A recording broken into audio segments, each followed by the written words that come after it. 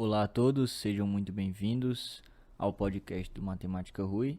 Eu sou o Rui e esse é o episódio 9 do podcast, retomando aqui as atividades.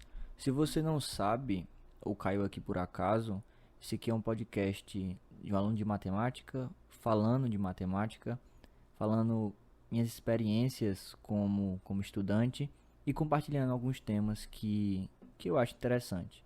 Hoje o tema é um pouco especial para mim, porque eu vou falar um pouco sobre meu TCC.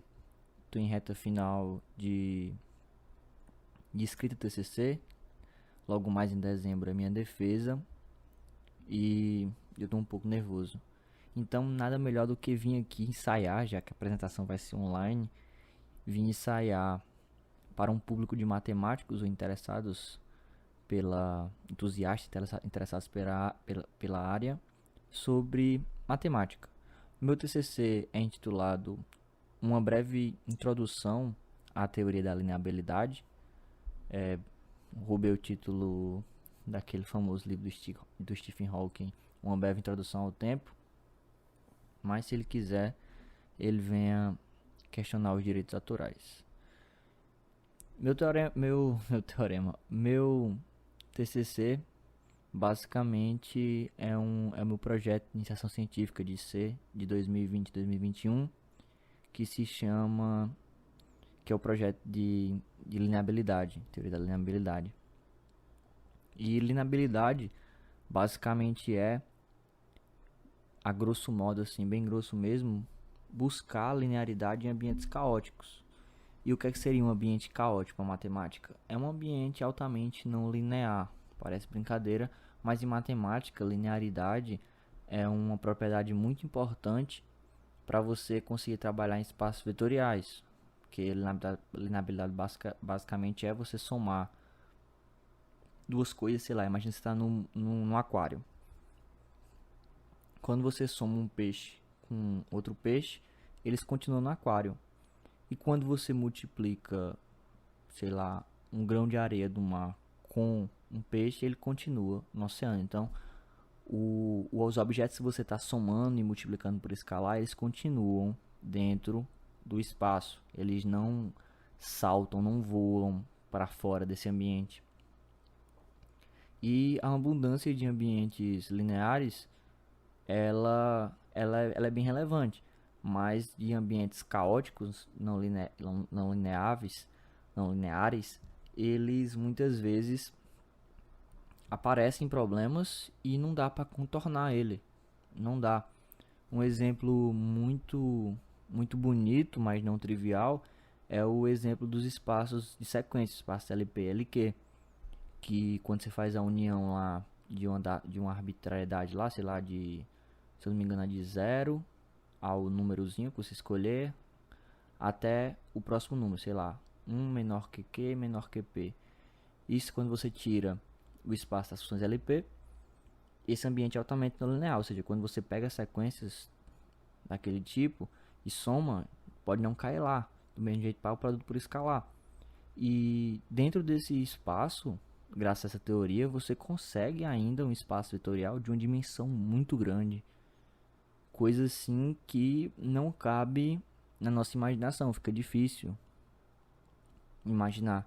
E essa é uma área de matemática, ela é bem recente. Se você procurar no Google aí, TCC sobre lineabilidade, ou teoria da lineabilidade, qualquer uma dessas coisas, vai aparecer. Eu tô falando isso porque eu já fiz, porque quando eu fui escrever o TCC, eu estava procurando um tema diferente, eu não queria falar sobre uma coisa comum, não por desmérito ou me achar bom demais para esses temas.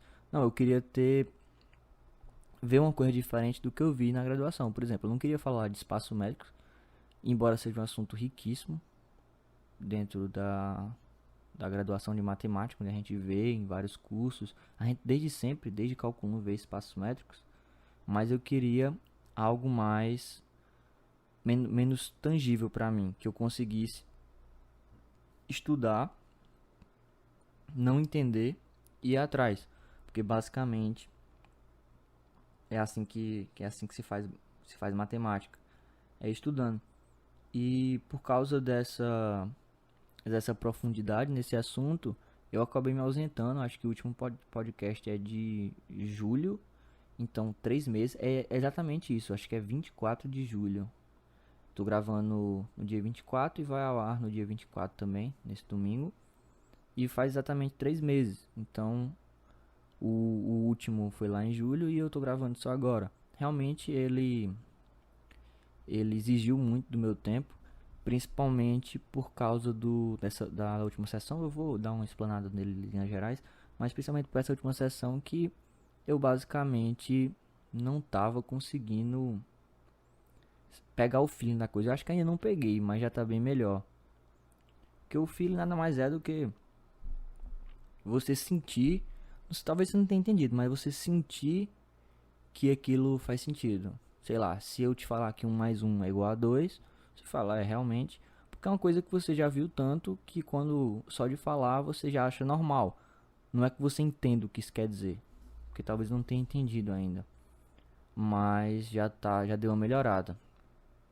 Então, o projeto em si, ele inicia com a introdução à teoria dos conjuntos, aquela ideia que você vê em matemática elementar, no introdução, na argumentação, que, que é a ideia de interseção, inclusão, união, família, um índice, e assim vai. Essa ideia vai ficando cada vez mais abstrata, porque aqui você basicamente trabalha provando linearidade em conjuntos. Então, é de se esperar que você comece com teoria do conjunto.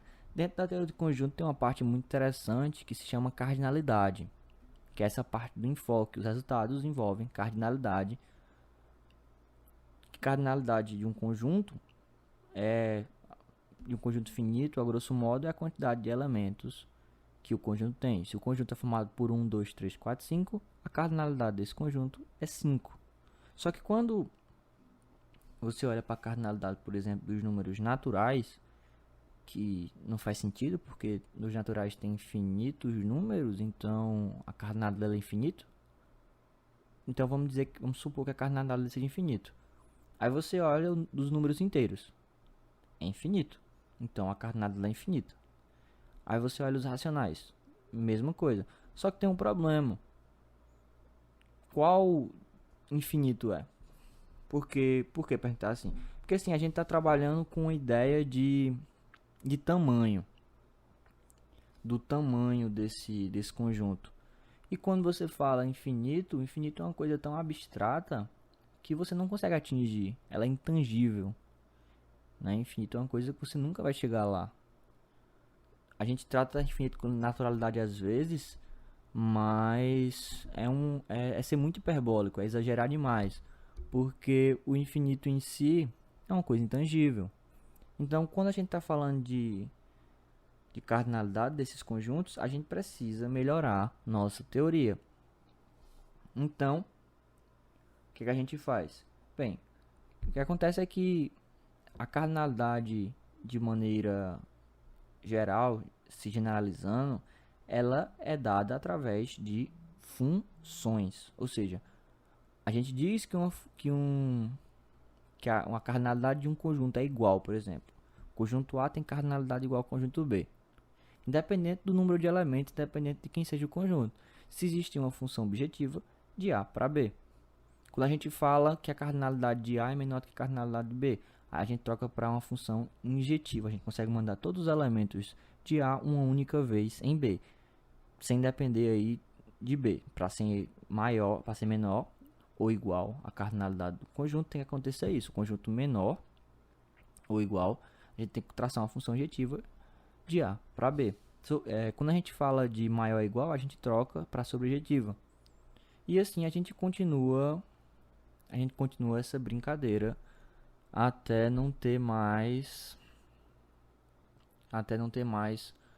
funções. A gente tem ainda menor estrito, maior estrito, e a gente troca para injetividade sem objeção, depois sobrejetividade sem objeção, e assim vai a brincadeira. Então o conteúdo começa em teoria dos conjuntos. Depois a gente vai para espaços mais gerais, porque a gente está estudando teoria dos conjuntos. Lá todos os conjuntos lá são os conjuntos bonitinhos. ou a gente não sabe a cara, porque é tudo abstrato. Então agora a gente vai para espaços mais gerais. Que espaço, por exemplo? Os espaços de banda, os espaços de sequência que eu acabei de falar no começo do episódio. Então, espaço de banda nada mais é do que um espaço métrico que ele é completo, certo? Que a métrica dele faz com que todas as sequências de Cauchy lá convirjam.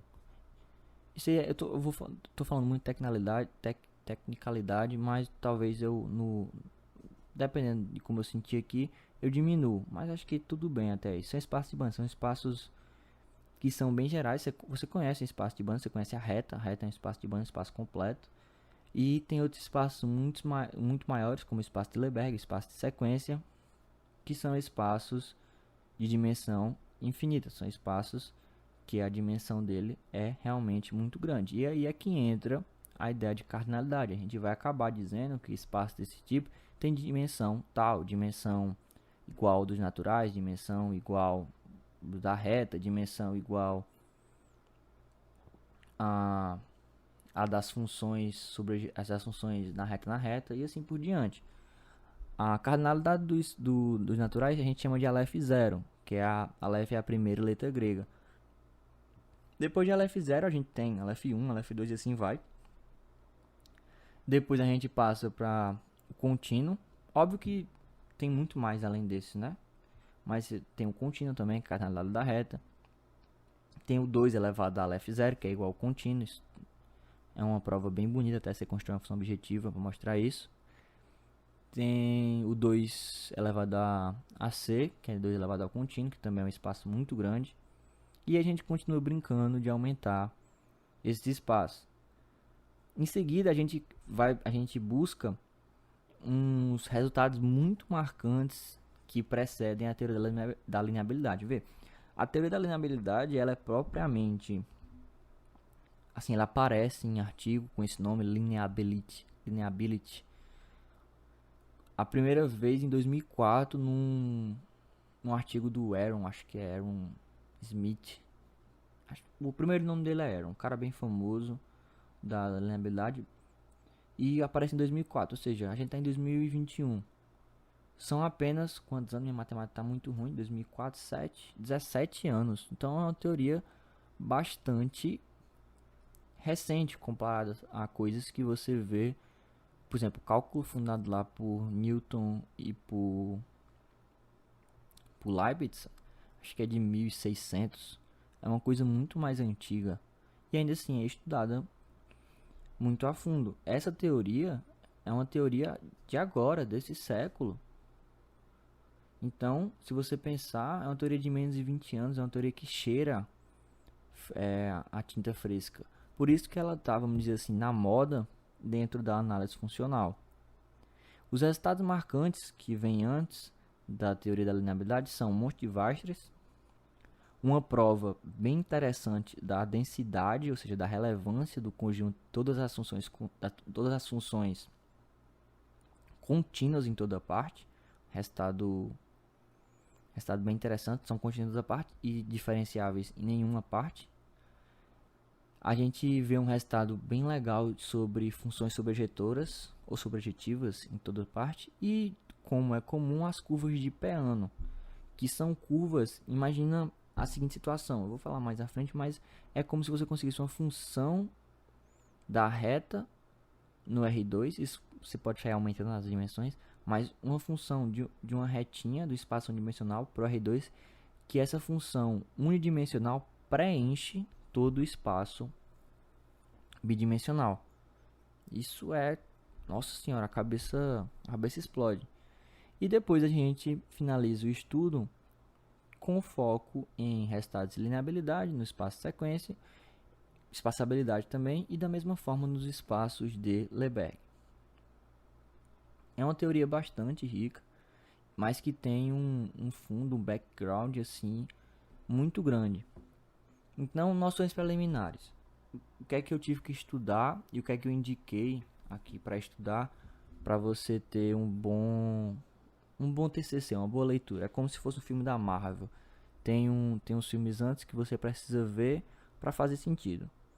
Outros você pode ignorar, não tem muita relevância, uma formiga 1, que não vão te atrapalhar no entendimento da coisa. Talvez para alguma demonstração, mas para entender mesmo, pegar o fio da meada, talvez não. Então, como eu disse, algumas noções preliminares. Teoria dos conjuntos, as definições próprias de linearidade e espaçabilidade, resultados topológicos e conjuntos residuais, que é aquele conteúdo de topologia, o teorema de Baire, as afirmações equivalentes que tem, conjunto magro, conjunto de segunda categoria, todos esses negócios. Depois vem espaço de Banach, que eu já falei, os espaços métricos completos, aí espaço sequência, como sempre tem que estar presente, alguns resultados de completude que não fazem mal a ninguém. O segundo capítulo é focado em lineabilidade em espaço de funções reais, são os resultados preliminares, os resultados precedentes ao começo mesmo de lineabilidade. Temos o monte de Weierstrass, a relevância do conjunto das funções nowhere differential, que elas são contínuas e em toda parte, indiferenciáveis em nenhuma, funções sobrejetivas em toda parte e as curvas de Peano, sempre presente as curvas de Peano. Depois, o capítulo 3, que é o capítulo assim, vamos dizer, que são os resultados realmente de lineabilidade, são aqueles resultados que você fica e olha, meu Deus. Embora no capítulo 2, as duas últimas sessões tenham o resultado de lineabilidade, mas o capítulo 3 é onde tem o resultado de espaço sequência, de espacibilidade, que tem a seção que eu estou escrevendo nesse exato momento, que é em LP, LPzão, né, espaço de Lebesgue, que aliás eu estou tentando estudar medida para poder escrever esse capítulo, obviamente. É meu projeto de exceção dessa terceira vigência, 2021-2022. Eu tenho que dar uma adiantada boa nesse conteúdo para poder escrever a terceira unidade, porque tudo que você faz em matemática é construir coisas como se estivesse construindo uma casa. Você tem que, vamos lá, engenharia civil me ajuda. Os 2 anos que eu passei lá, tem que assentar o chão, nivelar o chão, tem que colocar primeiro o piso, depois colocar, eu sou muito ruim em engenharia civil. Você tem que colocar a base primeiro, resumindo é isso. Alguns conteúdos você consegue estudar independente do outro, mas no final ele se comporta do mesmo jeito, até as demonstrações clássicas elas são baseadas na mesma forma. Outros não, outros precisam de muita coisa. Lineabilidade é um deles. Lineabilidade precisa de muitos resultados de teoria dos conjuntos, de topologia e de espaços de Banach. É muito mesmo. Fora os resultados precedentes, mas os mais ainda, os que estão na base da casa. Já no começo do projeto, como eu falei, a parte que você tem que dar atenção é a ideia de cardinalidade dos conjuntos. Tem um resultado bem interessante que a gente conhece. Acho que qualquer aluno que fez alguma Olimpíada ele já viu esse resultado, que é o princípio da casa dos pombos, que até que é um princípio bem bestinha, mas ele resolve tanto problema todo problema de teoria dos números que parece ser impossível. O princípio da casa dos pombos diz o seguinte: imagina que você tem uma casa e nessa casa ela tem 20 ninhozinhos de pombo, 20 casinhas de pombo. Então, se você tiver 19 pombos, uma casa obrigatoriamente vai ter que ficar vazia. Na hipótese tem que só pode ter um pombo por casa. Parece besteira, eu sei que parece besteira, mas é um princípio que resolve bastante problemas, porque quando a gente trabalha com números concretos, a ideia é básica, ora, Se tem 20 casas e 19 pombos, só pode um por casa, só vai ficar uma casa sobrando. Quando você olha no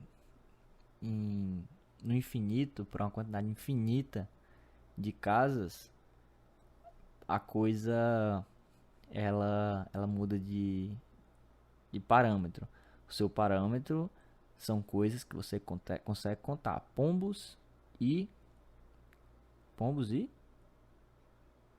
pombos e casas de pombos. Só que quando você começa a não conseguir contar, as coisas se embaralham um pouco. Vê só, o princípio do... Eu vou gravar uma animaçãozinha. Na verdade, eu roubei essa animação e vou gravar em português por cima dela, falando sobre o paradoxo do Hotel de Hilbert, que fala exatamente sobre essas coisas contáveis e como o Hilbert criou esse problema para nos ajudar a ilustrar mentalmente o que é infinito. Não vou dar spoiler, mas é uma coisa bem legal. E o nome é Paradoxo do Hotel Infinito de Hilbert. Hilbert era um cara... Vou falar dele no podcast, ou no próximo vídeo do canal, sem spoilers. Mas o princípio infinito da Casa dos Pombos é parecido com o princípio da Casa dos Pombos que a gente conhece, ou que eu acabei de apresentar. Como é que acontece? Eu vou pegar f de st, uma função, certo? Uma função que vai do conjunto S até o conjunto T. Pega pontos em S, pega elementos de S e transforma em elementos de T. É uma funçãozinha desse tipo. E a cardinalidade de C, ou seja, o número de elementos, ou de C não, de S, e o número de elementos de S, a cardinalidade de S é maior do que a cardinalidade de T, maior estrita. Ou seja, se a cardinalidade de T é 5, a cardinalidade de S tem que ser de 6 para cima. O que é que vai acontecer? Então, se isso é verdade, se a cardinalidade de S é maior que a cardinalidade de T, então eu consigo pegar um elemento em T,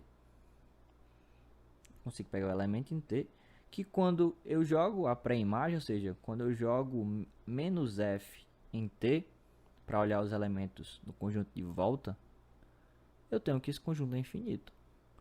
E se você pensar, faz muito sentido. Faz bastante sentido. Porque a cardinalidade de S é maior que a cardinalidade de T. Ou seja, existem muito mais elementos em S do que existe em T. Então, quando eu pego lá um elemento em T e jogo de volta para olhar usando a aplicação a pré-imagem, eu tenho que encontrar um conjunto infinito. Ora, porque, presta atenção, todo elemento de S é a regra da função. Todo elemento de S vai uma única vez em qualquer elemento de T. Ora, mas T não tem cara suficiente para receber todo mundo de S. Então tem que ter um cara lá, pelo menos um cara, que receba uma quantidade infinita de elementos de S. E isso mostra o seguinte, que a cardinalidade de S, por exemplo, se a cardinalidade de S for o primeiro número infinito, sei lá, a cardinalidade dos naturais, que é a F0, T teria que ser um número infinito menor do que a F0, só que não tem. Então eu não consigo construir essa função. Certo? Porque na hipótese para ST serem... Na verdade não, a hipótese para S ser infinito. Então T não pode ser nenhum número infinito, ou seja, T não tem elementos infinitos. Então T teria que ser um número finito. Isso é até uma questão interessante para se fazer. Se S for um conjunto contável, enumerável, T também tem que ser, e T tem que ser finito, já que S, por hipótese, tem que ser infinito.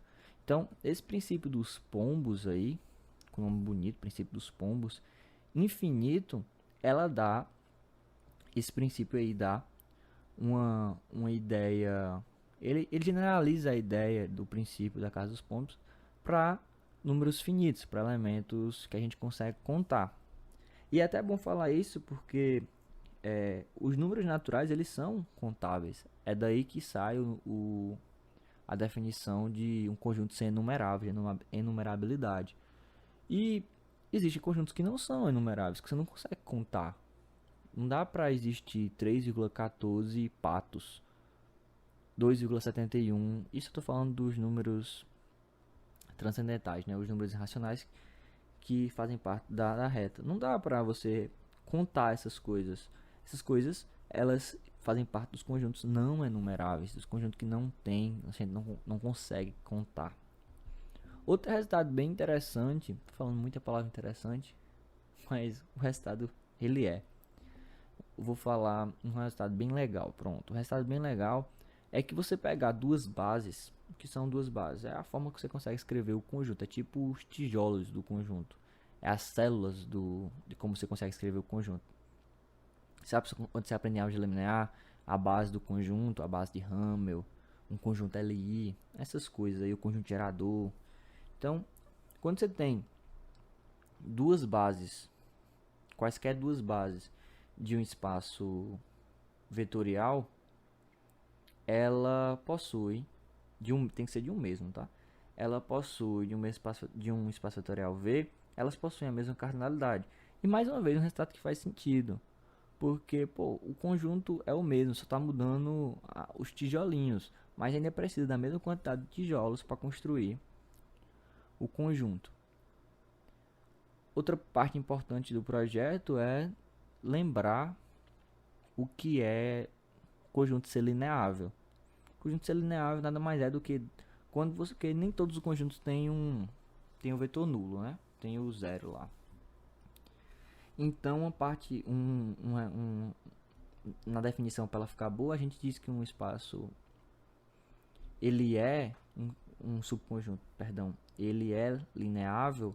Se quiser botar a dimensão dele, sei lá, milineável, sendo mi aí a dimensão do conjunto, ele é milineável se eu pego o conjunto que eu estou olhando, o conjunto A, sei lá, união com o vetor nulo, união com o zero, um conjunto que tem o zero, e dentro dele, ou seja, um subconjunto dele é um espaço vetorial de dimensão mi, ou seja, a definição para ele ser lineável, ele contém um espaço vetorial, e um espaço vetorial a gente conhece as propriedades de linearidade, aquela soma lá de vetores, aquele produto por escalar, a produto escalar do vetor. E por isso que a definição é boa, porque agora a gente vai procurar espaços vetoriais dentro desses caras. E muitas vezes a demonstração é feita por uma construção muito peculiar. Vamos dizer, o cara tem que pensar numa ideia muito boa para conseguir para demonstrar aquele teorema, porque não é uma coisa que você senta como exercício e vai fazer, é quase como se tivesse dar um exemplo, só que o exemplo é assim tão inimaginável que é o que torna a teoria tão bonita. E não é à toa que ela, como eu disse antes, ela está na moda. É um conteúdo em análise funcional que tem tantos segmentos, tantos resultados que você acaba se encantando. Lembre que na análise tem aquela parte de equações elípticas, tem a parte de sistema dinâmico, tem a parte de sistemas dinâmicos não lineares, aquela parte dinâmica todinha, os resultados quando o ambiente é caótico, quando o ambiente é altamente não linear, ela tem que buscar refúgio em algum outro lugar. E o refúgio desse em algum outro lugar é exatamente a teoria da lineabilidade dentro da análise funcional. O começo do segundo capítulo ele fala sobre o monstro de Weierstrass, que é um exemplo lá dado por Karl Weierstrass, que ele era assim, tinha uma crença na época que por mais que você pegasse uma função, essa função contínua, imagina a função módulo, f de x igual ao módulo de x. É do conhecimento de quem paga um curso de cálculo, qualquer introdução a cálculo com função contínua, que essa função ela não é diferenciável, ou seja, ela não é derivável na origem, mas ela é totalmente contínua, ela é contínua, formada por dois segmentos de reta aí, junto com a origem, e ela é perfeitamente contínua, até no zero. Você calcula o módulo, ela vai dar um número positivo naquele ponto. Então, mesmo que ela não fosse mesmo que ela não seja diferenciável no zero, a gente sabe que ela é diferenciável em qualquer outro ponto. Então existe lá um ponto, pô, um ponto não é nada no conjunto dos reais, que ela não é diferenciável. Então se imaginava que as funções, de maneira geral, qualquer função aí contínua, no espaço de ações contínuas, elas fossem contínuas, se elas forem contínuas, então um conjunto muito pequeno, elas não teriam derivada. Quando a gente diz conjunto muito pequeno, é num conjunto que não expresse relevância no todo. Que ele seja, por exemplo, o x igual a zero, aí seja uma coisa ínfima. Pô, o que é o x igual a zero na reta todinha? Pô, a cardinalidade da reta tem... A cardinalidade da reta é contínua, é um número infinito gigante. Enquanto o conjunto zero só tem cardinalidade de 1. Então, pô, não quer dizer nada. E se esperava isso? Poxa, se eu tenho uma função contínua, o mínimo que eu espero dela, assim, o razoável, não estou nem pedindo muito, é que ela seja diferenciável em todo o domínio, menos numa quantidade bem pequena de pontos.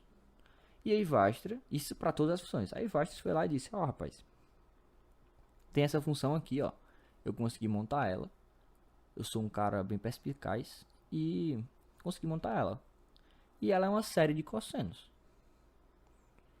Aí, porra, a galera da matemática já sabia lá da série de Fourier, lá de 1700 e pouco, já conhecia essas funções. Porra, são séries infinitas de cosseno, de seno, que tem uma constantezinha. Como é que poxa, o cosseno, ele é contínuo em todo domínio e diferenciável em todo domínio. Como é que esse bicho está mostrando uma função tão simples, periódica, com esse alto grau de caoticidade? Porque para uma função não ser contínua, ela tem que ter um bico. Ela não pode ser suave. E ele está mostrando que essa função do domínio na reta todinha, ela é cheia de bico. Como é que ele conseguiu construir essa função? E aí, ele mostrou isso, e a parte da continuidade é de resultados anteriores. A parte continuada é uma função periódica do cosseno. Você mostra pelo teste M de Weierstrass, é uma função que você escreve bem bonitinha, com AN, cosseno de BN, π, x, com A e B com as restriçõezinhas.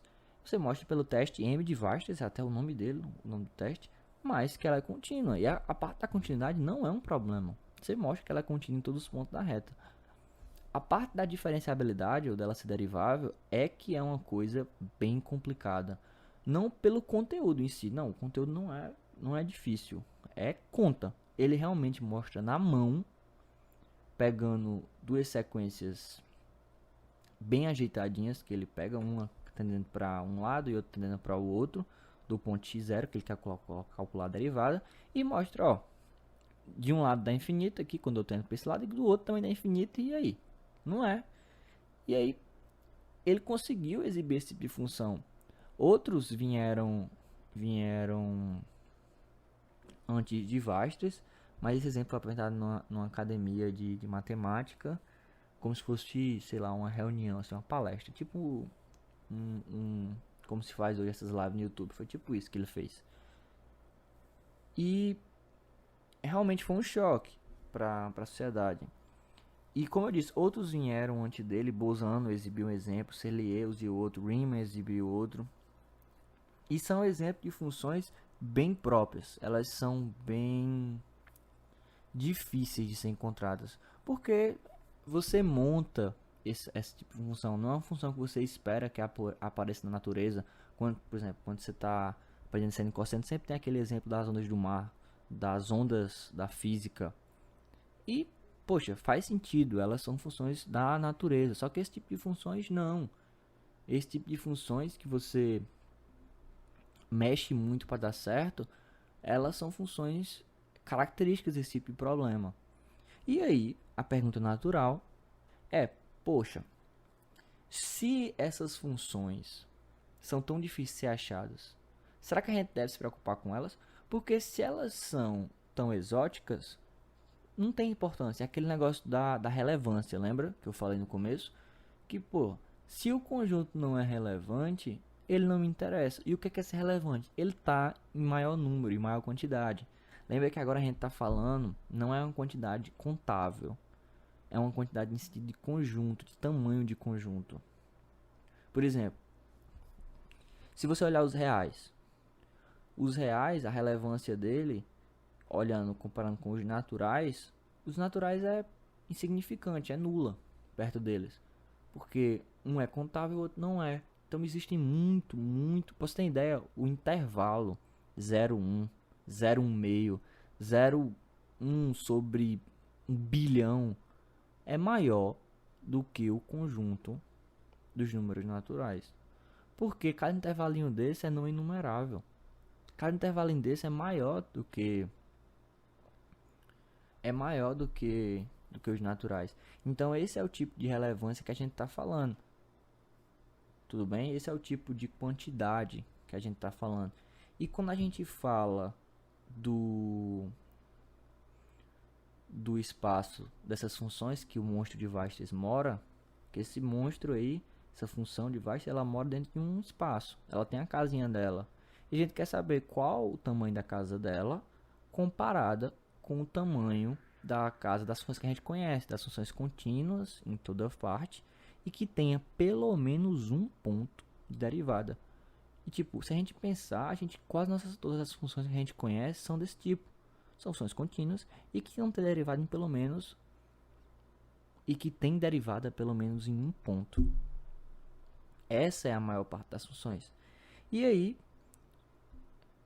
veio essa pergunta coerente com o assunto. Aí lá vem Banner de novo para quebrar a cabeça da galera e dizer que, olha, as funções que a gente conhece são essas que são exóticas.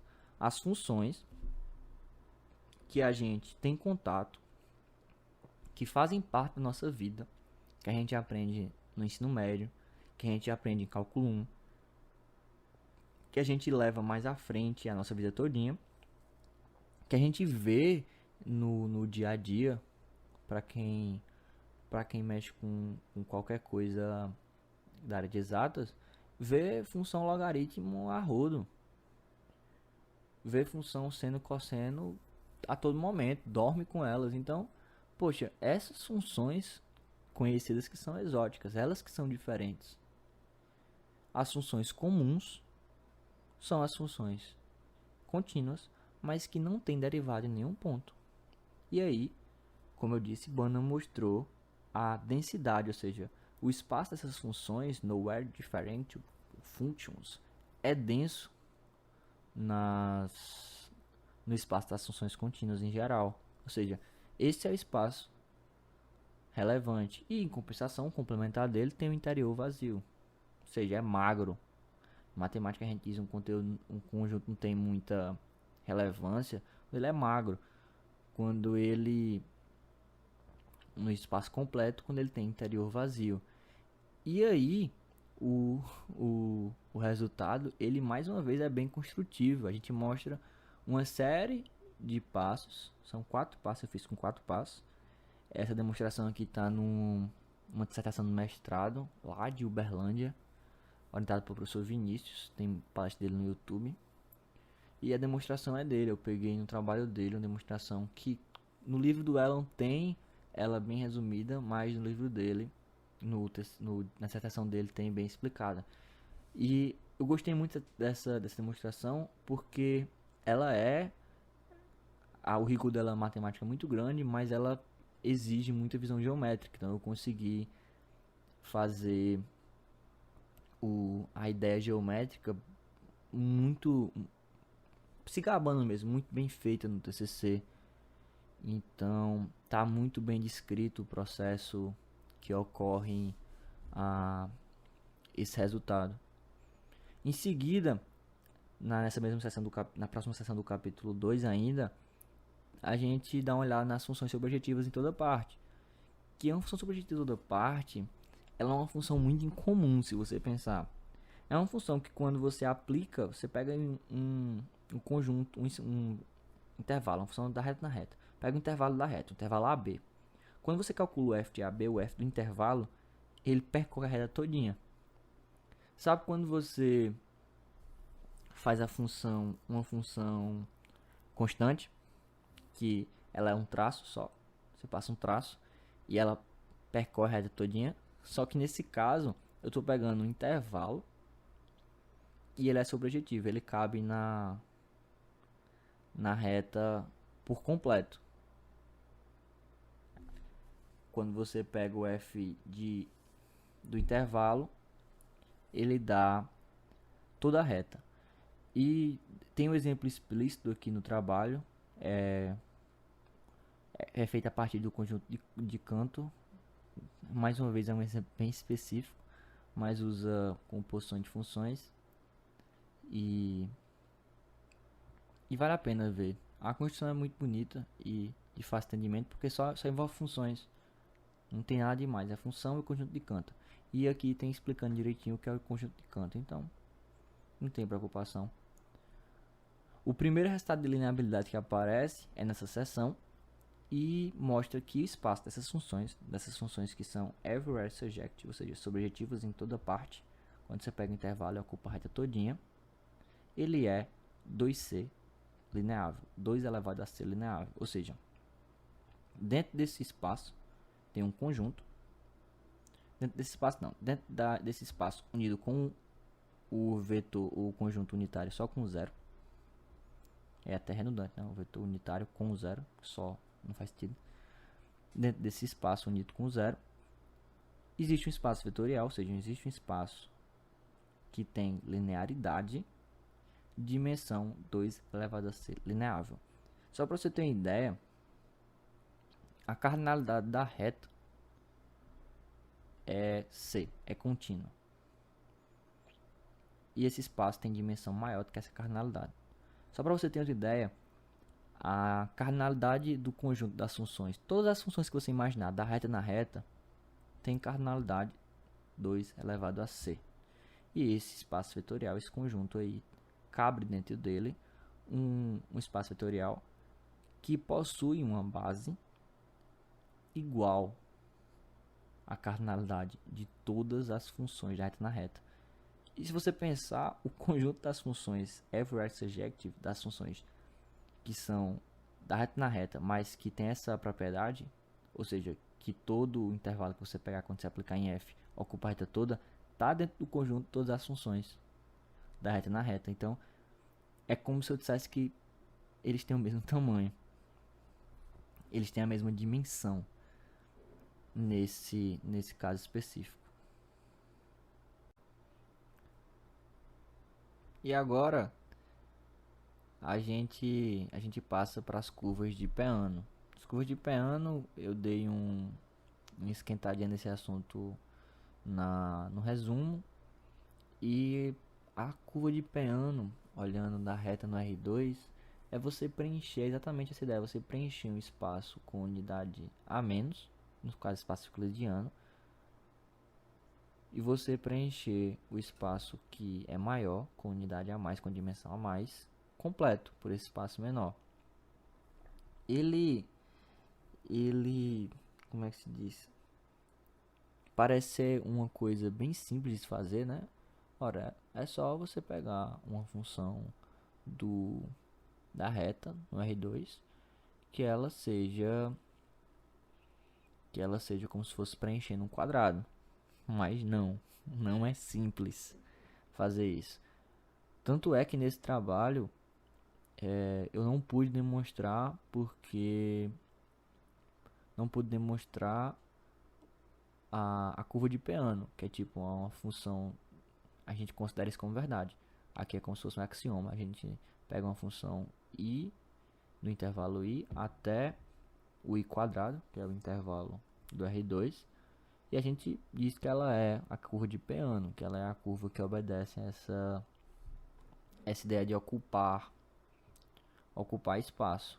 A gente usa isso como resultado para provar toda a teoria, ou seja, a gente confia em Peano. Aqui eu não consegui, em várias discussões que eu tive com o meu orientador, eu perguntei por que eu não podia estudar e tal, porque enfim, eu não gostava da ideia de ter uma coisa que eu não sabia porque acontecia. E ele disse que simplesmente é uma construção muito complicada, muito difícil, e disse que não era necessário fazer, não agora.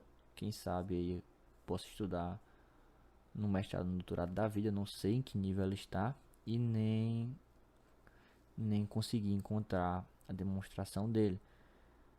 Talvez eu acabe achando em algum artigo aí da vida, mas quando eu fiz a minha busca rasa, eu não achei para dar uma olhada. Como não ia caber não era para botar no TCC, eu acabei ignorando. Mas fica aí a recomendação bibliográfica. Outro resultado de lineabilidade, lembra, a gente acabou de falar sobre um conjunto das funções sobrejetivas em toda parte. A gente pediu que elas fossem sobrejetivas em toda parte. Agora é um resultado das funções contínuas e sobrejetivas do Rm no Rn. Lá atrás era só da reta na reta. Aqui elas são sobrejetivas e são contínuas. E esse resultado diz o seguinte: essas funções elas são C lineável, a mesma coisa lá de dimensão. E eu gosto desse resultado porque esse resultado esse resultado está na tese de doutorado do meu orientador e é o teorema que ele escreveu a tese dele. Ou seja, esse é o problema que ele resolveu para ganhar o título de doutor dele. Óbvio, tem muito mais coisa na tese, mas esse foi o problema dele que ele demonstrou. E mais uma vez, a demonstração, ela, você olha assim e fala, gente, eu entendi e eu acho que eu podia fazer, porque ela é bem construtiva. Depois que você vê o resultado, você fica, oxe, ele compôs isso e isso, aí ele pegou isso, ele fez isso e vale por causa disso. Ah, então é só isso. Mas não é assim. Por exemplo, ela ocupa 9 linhas. 9 linhas, isso é um terço do PDF, da página de PDF. É uma demonstração pequena. E como é que pode ser pequena e gerou para ele um título de doutor? Porque ela não é simples. Nem de longe. Talvez difícil ainda é pouco para ela. Porque ela se torna simples por causa dos resultados incríveis que ele faz antes. São dois lemas que parecem não ter nada a ver com o assunto. E graças a ele, graças a esses dois lemas, ele resolve esse resultado tão inimaginável em 9 linhas. A construção aqui é a parte importante. Você tá tentando, você não pode atacar esse tipo de problema diretamente. Você quer mostrar que existe um conjunto ali dentro, um espaço vetorial. Então você tem que pegar espaços vetoriais que você conheça. E você quer mostrar um tamanho dele. Então você tem que pegar espaços vetoriais que você conheça daquele tamanho. E aí você vai refinando isso. Óbvio, não é uma coisa que, meu Deus, eu estou ensinando aqui a receita de bolo de resolver problemas. Não, longe disso, estou tentando tornar tangível alguma pessoa um dia ouvir isso e dizer, porra, eu vou tentar. Porque matemática ela parte desse princípio, ela parte de busca por conhecimento. Se eu disser que é impossível, que ele é exceção, que meu orientador ele ele é um cara que é gênio, nunca estudou na vida e teve um vislumbre, um Deus entregou isso pra ele quando ele dormia, eu vou só estar desencorajando várias pessoas. E esse não é o objetivo do podcast e nem do canal. Então, e muito menos o meu. Então, é isso. Busque fazer essas tentativas matemáticas, vamos dizer assim, porque senão você não vai sair do lugar. O capítulo 3 é sobre linearidade de espaço-sequência e espaços clássicos, na verdade, espaço clássico de sequência e nos espaços de Lebesgue. Vou deixar esse capítulo 3 para quem quiser ouvir na minha defesa.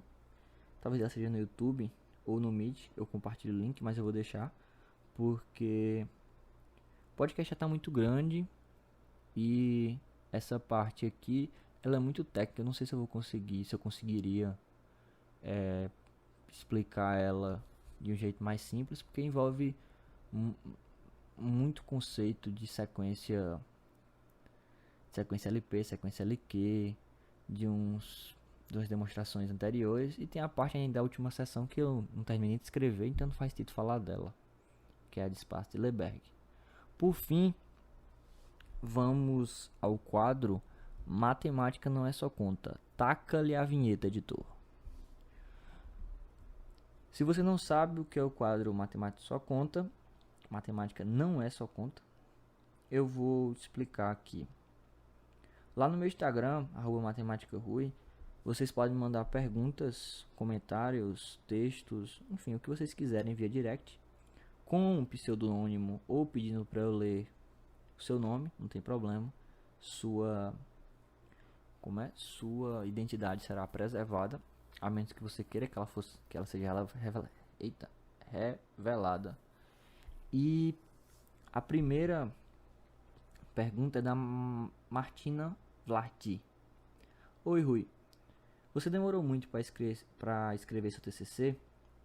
Você se dedicava quantas horas por dia? Precisou ler muitas referências em outras línguas? E por último, parabéns pelo seu trabalho e eu adoro os podcasts. Muito obrigado, Martina. Demorou um ano, porque foram 6 meses do projeto de iniciação, só que eu já estava escrevendo ele. O projeto de iniciação tem obrigatoriamente mais de 18 menos de 25 páginas. Você tem que seguir isso. E quando eu estava escrevendo o meu, lá já na metade, eu notei que tinha muito assunto. E, poxa, tinha tanto assunto e não era assunto, vamos dizer assim, desnecessário. Era assunto que realmente importava para o projeto. E eu falei com o meu orientador, disse que estava gostando muito de escrever aquilo, de estudar aquilo e pedi para ser meu TCC. Ele concordou e acabou que ganhou essa forma. Eu não tinha uma dedicação todos os dias enquanto eu estava escrevendo. Eu escrevo quando eu tô a fim de estudar o conteúdo, quando eu tô com tempo, quando eu sei que tá perto de apresentar, como é o caso agora. Mas eu escrevi 90% dele durante 6 meses. O resto foi só para dar retoque, porque muitas dessas coisas que eu escrevi vinham de anotações que eu fazia. Algumas demonstrações aqui não são de livros, não são de artigo. Não, eu fiz na mão. E como é um TCC, é como se fosse uma prova. Vão corrigir ele. Então eu vou saber como é que tá. Quando estiver corrigindo, eu vou ter a ideia da minha nota. E espero estarem certas. Espero que os argumentos estejam claros. E eu tentei ao máximo escrever como se eu estivesse explicando pra mim. Porque, cara, eu sou uma pessoa que eu não pego fácil as coisas. Eu demoro muito a entender determinada implicação lógica. Eu demoro muito a entender determinado resultado. E essas eles são bem simples. Mas eu tenho dúvida. Às vezes eu não tenho dúvida nem no resultado geral. Eu tenho dúvida numa passagem lá, numa interseção, num está contido, puxa, por que vale essa afirmação? Numa coisa pequena, mas que se eu não estou entendendo, o resultado todo se torna mentira, porque tem uma afirmação lá que faz ele valer que eu não sei. Então, eu me dedicava, quando eu escrevia sério mesmo, umas 4 horas por dia eu passava escrevendo. Mais do que isso eu me cansava. A única referência que eu li fora o português foi em inglês. Tem muita coisa em inglês. O livro que eu usei, The Search of Lineability, é em inglês. Tem uns 8 colaboradores. É um livro de 324 páginas com muito resultado de análise funcional e teoria da medida, teorias conjuntos e lineabilidade. É um resultado muito grande. É escrito por um português por um brasileiro aqui, professor aqui da UFPB, Daniel Pellegrino, e outros colaboradores, espanhóis, ingleses, enfim. O que não falta é colaborador. É um livro muito... é a bíblia da análise da lineabilidade. Esse aqui é do Bana Stenhouse. Fala, cara, beleza? Me chamo Adriano, tenho 22 anos e faço matemática. Você já se sentiu desmotivado com o curso? Estou no quinto período da graduação de matemática e tenho uma cadeira que está me matando. É uma cadeira de álgebra. Não sei se você já pagou. Não sinto vontade de estudar, não sei se é o professor ou sou eu mesmo. Eu espero uma ajuda sua. E parabéns pelo conteúdo. Eu acho que fazer uma coisa que você gosta já já é difícil, certo? Na verdade era pra começar ao contrário, né? Já é o sono, tô gravando 3 horas da manhã, mas fazer uma coisa que você não gosta já é difícil. E aí você espera quando for fazer uma coisa que você goste, você meio que acaba amando tudo, mas não é assim. Não é assim porque muitas vezes você está esperando estudar um conteúdo, porque você teve a introdução a uma palestra e você vê que para estudar aquele conteúdo você tem que estudar inúmeros outros que não são tão interessantes assim e acaba meio que se obrigando. Quando eu tava fazendo esse TCC, tinha uma parte lá que eu meio que evitei escrever, porque lineabilidade ele trabalha muito com a lineabilidade, espaçabilidade,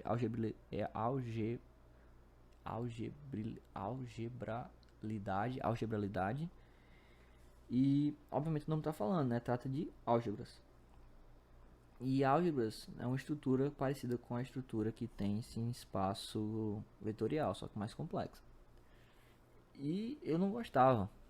Eu tive que estudar, estudei, mas não me envolvi no TCC porque eu não tinha segurança.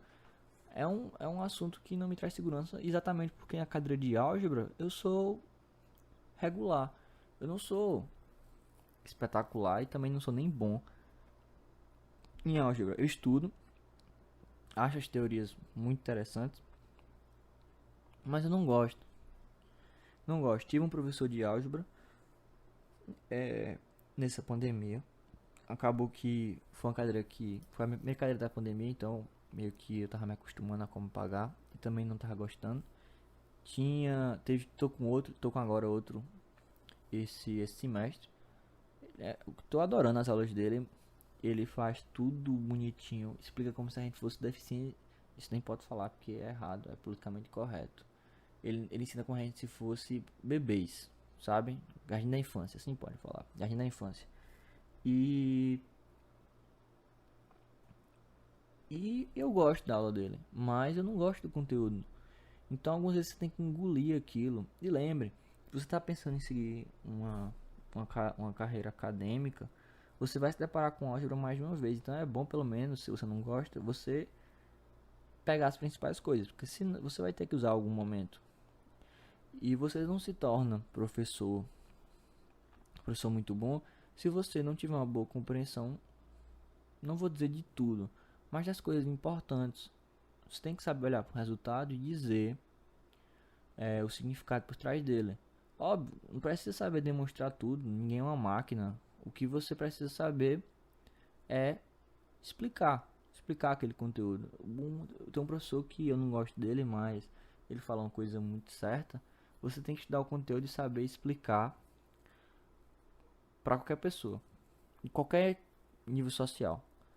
Você tem que se fazer entender, porque assim você vai ser um bom professor, você vai ser um bom explanador, que é isso que um professor faz.